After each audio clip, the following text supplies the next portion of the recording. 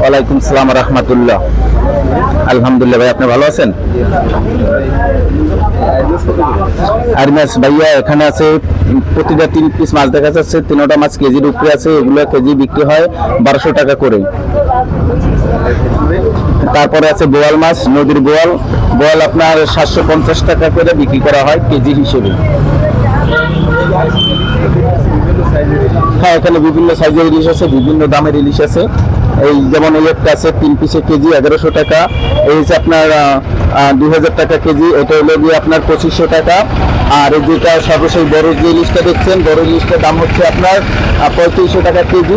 3400 টাকা আমরা বিক্রি করতে পারি। আপনার এখানে ওয়েট আছে, এক পিসে আছে 1 কেজি 300 অ্যাভারেজে।